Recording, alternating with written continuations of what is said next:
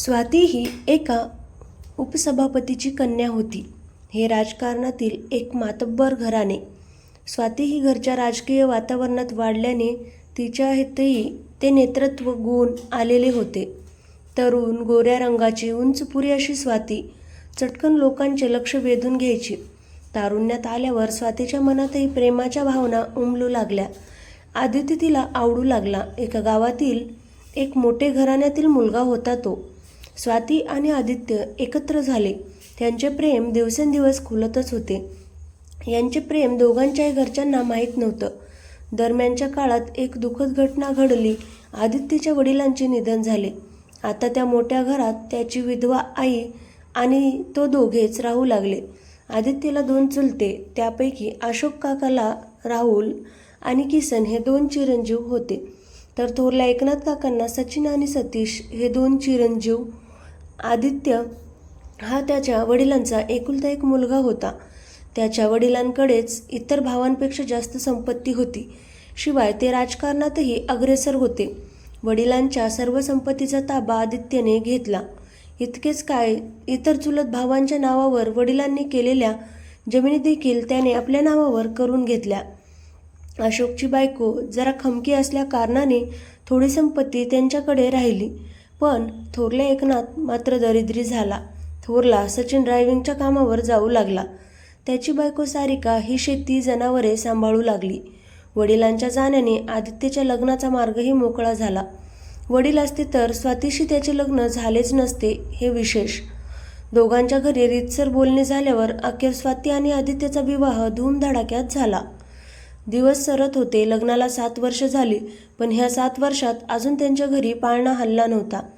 राहुल आणि किसनचे लग्न मागून झाले तरी त्यांना एक मूल झाले होते. पण स्वातीची कूस अजून उजवली नव्हती. ती मातृत्वाला अजून पारखी होती. मगातील कॉफी संपली होती. ती आता फेसबुक चाळत बसली होती. स्वाती सोशल मीडियावर तशी बरीच ॲक्टिव्ह असायची. अचानक तिला मेसेज आल्याचे दिसले. मेसेज केलेल्याचे नाव वाचून तिची भुवई उंचावली. तिच्या धीराने किसनने तिला हाय असा मेसेज टाकला होता. तोच तिला सारिकाचा कॉल आला. हॅलो स्वाती. हां सारिकाताई बोला. माझं अगं जरा दुखत आहे ग. कणकणही आहे. जरा घरी येतीस काय? हो ताई चालेल, येते. स्वयंपाक तयार झालेला, सासूबाई वाढून घेतील असे म्हणत स्वाती बाहेर आली. तोच किसन तिला दिसला. दिसायला काळा, चांगले शरीर कमावलेला किसन ह्याची कल्पना स्वातीला होती. त्याच्या अनेक लढतरी तिच्या कानावर आधीच येऊन गेल्या होत्या.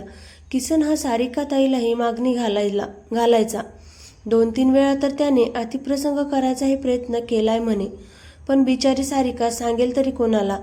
जो तो याच्या बाजूनेच बोलायचा. शिवाय पैशासाठी बाई याच्यावर आरोप करत आहे असा बोभाटा व्हायचा. स्वाती तिची मैत्रीण आणि जाऊ दोन्ही असल्याने ती तिच्याजवळ आपले मन मोकळे करायची. बाहेर येऊन फाटक लावताना स्वाती किंचित वाकल्यावर किसन तिचे न्याहाळत होता. स्वातीच्या नजरेतून हे सुटले नाही. मनातल्या मनात शिवी हासडत ती तिथून रागाने निघाली. किसन आपला निर्लज्जपणे हसत होता. घराजवळ असल्याने स्वाती पटकन तिथे आली. सारिकाची मुले शाळेला गेलेली होती. नवरा भाडे घेऊन दूर गेलेला होता. खाटावर सारिका विव्हळत पडलेली होती. स्वाती तिच्याजवळ जाताच तिने अश्रूंना वाट मोकळी केली. अजून एकदा किसनने तसा प्रयत्न केला हे स्वातीला कळून चुकले. सारिका शांत होताच स्वातीला सांगू लागली, काल दुपारी सचिन भाडे घेऊन कुठेतरी लांब गेलेला होता. त्यामुळे आठवडाभर तरी येणार नव्हता. मुलंही शाळेला गेलेली होती. घरातील सगळी कामे आवरून सारिका खाटावर पडलेली होती. बाहेर जोराचा वारा असल्याने पांघरुणात दडपून घेतले होते. तिला उबदार झोप लागलेली होती. तिने दार किंचित पुढे केले होते. रस्त्यावर सामसूम झाल्यावर मागावर असलेला किसन त्या खोलीत शिरला. खोलीत अंधार होता. बाहेरही आता पावसाला सुरुवात झालेली होती. किसनने हलक्या हाताने आतून कडी लावली. नरम अंथरुणात झोपलेली सारिका त्याला खुणावत होती. तशी सारिका त्याची थोरली भावजय होती. तिच्या लग्नात किसन 10वीला होता. तेव्हापासूनच तो तिच्यावर लड्डू होता. आज तीच सारिका गरिबी कष्टांच्या चटक्याने करपून निघाली होती. एका ठिकाणी जॉबला असताना मालकाने सतत संबंधांची मागणी केल्याने तिने तो जॉब सोडून शेती मार्ग स्वीकारला होता. धीर पैशाच्या जोरावर देहाची मागणी करत असताना देखील तिने त्याला दाद दिली नव्हती. पण आज परिस्थिती भिन्न होती. अर्थात किसनच्या अनुकूल किसनला राहावले नाही. तिच्या मिठीत विसावण्यासाठी तो आतुर झालेला. तो अलगद त्या अंथरुणात शिरला. सारिका झोपेच्या धुंदीत होती. अशा थंडीत अशी उबदार सोबत तिला स्वप्न वाटत होते.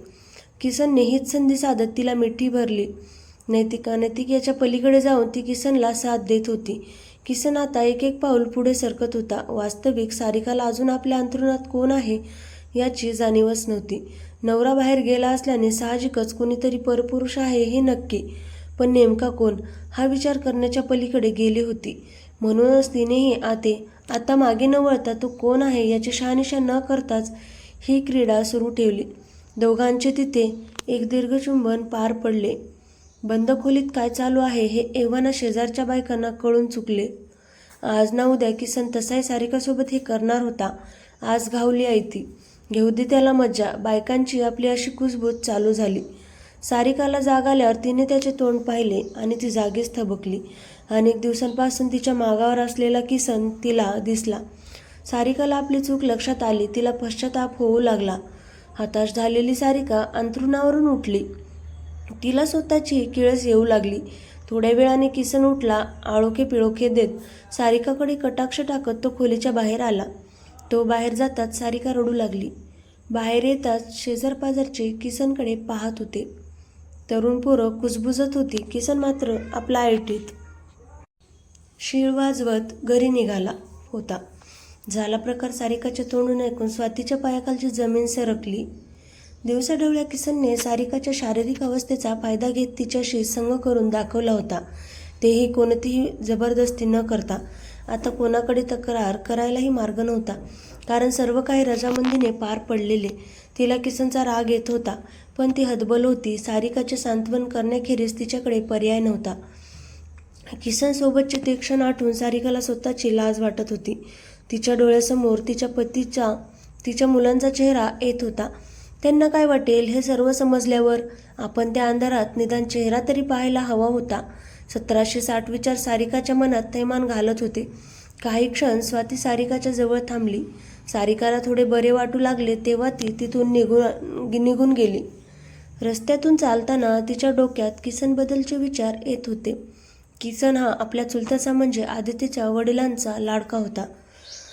त्यांची असलेली दुश्मनी त्याने पाहिलेली होती. परिणामी किसन त्यांचा द्वेष करत असे. त्यातून आदित्यने त्याच घरातील मुलगी करून आणल्याने यात जास्तच ठिणगी पडली. स्वातीला पहिल्यापासून त्याच्या मनात हिला करूनच मी माझी खुन्नस तिच्यावर काढणार अशी जणू त्याने प्रतिज्ञाच घेतली होती. नाही म्हटलं तरी अशा गोष्टी स्वातीच्या कानावर दबक्या आवाजात आदळतच होत्या. किसनच्या मनात आपल्याबद्दल असलेली वासना त्याच्या नजरेतून तिने टिपली होती. आज न उद्या तोही आपली सारिकाच करेल. पण मी कुठे त्याला भीक घालणार आहे? कॉलेजमध्ये असताना असे 56 फिरत असत माझ्या भोवती. त्यांना भीक नाही घातली तर हा किसन किस केतकी मुली. याच विचारात घरी जात असतानाच किसन समोर आला. त्याची नवीन पल्सर बाईक, घट्ट टी-शर्ट घातला असल्याने त्याचे उठून दिसणारे दंड, डोळ्यावर गॉगल अशा थाटात स्वारी स्वातीसमोरून गेली. काही क्षण स्वाती स्तब्ध झाली. हा दिसतो तसा नाही, बराच स्मार्ट आहे. सारिका ताईला डोकं लढवून घेतलं त्याने. खरंच काही का असेना डोक्याने हुशार आहे हा. काही क्षणांपूर्वी शिव्यांची लाखोली वाहत असलेली स्वाती चक्क त्याचे कौतुक करून गेली. दुपारचे जेवण उरकून स्वाती हॉलमध्ये येऊन सोफ्यावर बसली. आदित्य टीव्ही पाहण्यात गर्क होता. तोच मोबाईलची मेसेज टोन वाचली. तिने स्क्रीन पाहिला तर किसनचा पुन्हा मेसेज. स्वातीने क्षणभर विचार केला. बोलायला काय प्रॉब्लेम आहे? नॉर्मल चॅट तर करायची आहे असा विचार करत तिने त्याला रिप्लाय दिला. स्वातीने हाय पाठवले. किसनने जेवण झाले का विचारले. स्वाती म्हणाली हो. तुमचं? किसन पण झाले म्हणाला. किसनने त्यानंतर दिवसभर मेसेज टाकला नाही. तिलाही त्याचा मेसेज न आल्याने हायसेच वाटले. पण न राहून सकाळी तिने गुड मॉर्निंग असा मेसेज टाकलाच. किसनला हेच अपेक्षित होते. त्याने मेसेज सीन केला पण रिप्लाय दिला नाही. काही वेळाने स्वातीने मेसेज बॉक्स चेक केला. स्वाती मेसेज सीन करूनही रिप्लाय दिला नाही. बरं. दुपार झाली. नेहमीप्रमाणे स्वाती दुपारी वामकुक्षी घेण्याच्या तयारीत होती. तोच टोन वाजली. स्वातीने अधीर होऊन स्क्रीन पाहिली तर किसनकडून गुड आफ्टरनून असा रिप्लाय होता.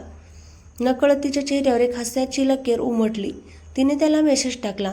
स्वातीने मेसेज केला जेवण झालं का? तिकडून किसनने फक्त हो इतकाच प्रतिसाद दिला. नकळत त्याचे स्वातीला वाईट वाटले. तिची झोप पुरती उडून गेली. तो तासभराने किसनचा मेसेज आला. मग बाकी काय चाललंय? स्वातीने मेसेज केला. काही नाही. स्वातीचे अंतरी दुःख किसन जाणून होता, पण त्याला ते स्वातीच्या तोंडून ऐकायचे होते. स्वाती, बाकी तुमचे काय सुरू आहे? दिवसेंदिवस दोघांची चर्चा अशी वाढतच गेली. दोघांनी एकमेकांचे नंबर्सही शेअर केले. आदित्य घरात नसेल तर दोघांचे संभाषणही मोबाईलवर होऊ लागले. जसा विचार केला होता त्यापेक्षा तो कितीतरी वेगळा होता हे स्वातीला कळून चुकले. त्याची चांगली प्रतिमा तिच्या मनात तयार झाली. नकळत आता ती किसनकडे आकर्षिली होती. पावसाळा उलटून गेला. रोमॅन्टिक अशा हिवाळ्याचे आगमन झाले. आदित्य आणि त्याचे मित्र बाहेर दुबईला फिरायला जाणार होते. स्वातीला एकटं एकटं वाटेल म्हणून नवऱ्याने तिला माहेरी जाण्याचा सल्ला दिला, पण सासूबाईंची गैरसोय होईल म्हणून स्वाती गेली नाही. आदित्यची फ्लाईट रात्री 10 वाजता होती. मुंबईला जायला तो दुपारीच निघाला. जाताना लाडक्या बायकोचे त्याने दीर्घ चुंबन घेतले. आदित्यकडून पुत्रप्राप्ती होणार नाही हे जाणूनही दोघांच्या प्रेमात तीभरही फरक पडला नव्हता. आजही ते दोघांवर जीवापाड प्रेम करत होते. अखेर त्याने तिचा निरोप घेतला. आजची रात्र काही वेगळीच होती. आज स्वातीला खूप एकटं एकटं वाटू लागले होते.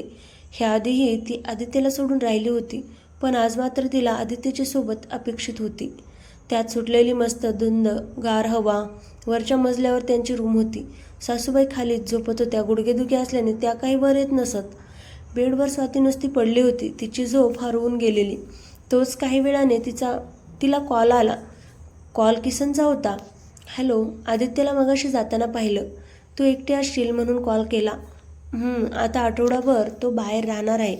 घर असं खायला उठलं आहे. तुला जर खूपच एकटं एकटं वाटत असेल तर मी टेरेसवरून रूममध्ये येऊ का? तशीही आई आजारी असल्याने मैथिली खाली आईसोबत झोपली आहे. सांग येऊ काय? किसनच्या ह्या अनपेक्षित मागणीने स्वाती भांबवली. असं कसं अचानक त्याला आत घेऊ? परंतु किसन काही ऐकायला तयार नव्हता. तो हट्टालाच पेटला. शेवटी स्वाती हो म्हटली. आदित्य आणि किसनच्या घराला कॉमन टेरेस होते. आधी एकत्र राहणारे कुटुंब नंतर अंतर्गत वादातून विभक्त झालेले होते. मधून भिंती बांधून काय ते घराची विभागणी झालेली होती. किसनला लावण्याची खाण असलेली मैथिली बायको म्हणून भेटली असल्याने त्याची चंगळ होती. नवऱ्याच्या प्रत्येक चांगल्या वाईट कामात त्याला डोळे मिटून साथ देणे हे तिचे आद्य कर्तव्य होते. अनेक बायकांना भुरळ पाडून हिने किसनकडे पाठवले होते. किसनने आदित्य आणि स्वातीची दुखती कळ बरोबर हेरली होती. दोघांना अजून अपत्य नव्हते. उपास तापास झाले, व्रत वैकल्य झाले. अजूनही स्वातीची कूस उजवली नव्हती. दोघांनी टेस्टही केली नव्हती, एकमेकांचे दोष कळायला नकोत म्हणून. हळदी कुंकवाला आलेल्या बाया स्वातीला काही बाई म्हणतात हे मैथिलीने किसनला सांगितले होते. स्वातीच्या ह्याच परिस्थितीचा फायदा उठवत किसनला तिला जवळ घ्यायचे होते. नंतर तो टेरेसवर जायला निघाला. किसन टेरेसवरून येत आदित्यच्या घरात शिरला. स्वातीच्या रूमचे दार उघडले होते. रूम खूपच शानदार होती. आदित्य आणि स्वातीचा मोठा कपल फोटो भिंतीवर लावलेला होता. किसनने एक हास्य करत त्या फोटोकडे पाहिलं. फोटो छान आहे तुमचा. किसनने बोट करत तो फोटो दाखवला. फोटो पाहून स्वाती गालातल्या गालात हसली. नंतरचे काही मिनिट शांततेत गेले. वाईट वाटणार नसेल तर काही बोलू काय? परवानगी कसली मागताय विचारा की. 15-20 मिनिटची चर्चा सुरू असल्याने स्वाती आता खुलली होती. मनावर आलेले दडपण कुठेतरी दूर गेलेले. आता स्त्रीच्या जन्माचे पूर्णत्व तेव्हाच होते जेव्हा ती आई होते. किसनचे हे शब्द ऐकून स्वातीच्या डोळ्यात टचकन पाणी आले. तिच्या आयुष्यातील ती उणीव किसनने तिला आता दाखवून दिलेली. तिचे दुखती नस त्याने नकळत दाबले. पण तसे न दाखवता स्वाती म्हणाली, आमच्यातील ही कमी आम्ही दोघांनीही स्वीकारली आहे. म्हणजे एकंदरीत तडजोड केली. एक आवंडा गिळत स्वाती म्हणाली, हो, आयुष्यात काही वेळा तडजोडी कराव्या लागतात. ह्यावर किसन हसत म्हणाला, आयुष्यात तडजोड करणारी माणसं पुढे जात नाहीत स्वातीबाई. किसन चक्क स्वातीला बाई म्हटला. नाही म्हटलं तरी स्वातीच्या मनाला गुदगुल्या झाल्या. त्यातून तुम्ही एका राजकारणी व्यक्तीच्या कन्या. तुमच्या शब्दकोशात पराभव हा शब्द असायलाच नको. काही वेळा नियतीसमोर पराभव मान्य करायला लागतो भाऊजी. ह्यात मी काहीच करू शकत नाही. ह्यामागचे रहस्य मी त्याला सांगू शकत नाही. स्वातीच्या ह्या वाक्याने किसनचे डोळे चमकले. रस्ता पूर्णच क्लिअर असल्याची खात्री त्याला पटली. स्वाती पुढे सांगू लागली, पक्षाकडून एकदा घेण्यात आलेल्या रक्तदान शिबिरात आदित्यने रक्तदान केले होते. तेच सॅम्पल मिळवून त्याची टेस्ट केली होती. कमी त्याच्यातच आहे. त्याला ह्या गोष्टीचा त्रास होईल म्हणून मी ही गोष्ट त्याला सांगितली नाही. मी माझीही टेस्ट करून घेतली. माझ्यात मातृत्वाचे गुण आहेत. इतके बोलून स्वातीला रडू कोसळले. स्वातीने केलेल्या ह्या गौप्यस्फोटाने किसनच्या आशा उंचावल्या. तिच्या डोळ्यातील अश्रूंनी ती अतिकामुक भासू लागलेली. किसन पुढे सरकत तिच्या जवळ जाऊन बसला. तिच्या खांद्यावर आपला हात ठेवत त्याने तिला शांत करण्याचा प्रयत्न केला. काही क्षण असेच शांततेत गेले. किसन आता स्वातीच्या खूप जवळ आला होता. रूममधील नीरव शांतता त्याला साथ देत होती.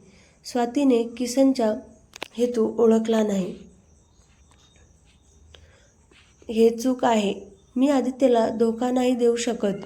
स्वातीची नजर किसनला अडवत होती. तिने खांदे झटकत किसनला दूर केले. नाही भाऊजी, हे चुकीचे आहे. आमचा एकमेकांवरील विश्वास हेच आमचं जगण्याचे साधन आहे आता. प्लीज नको. हे किसनलाही अपेक्षित होते.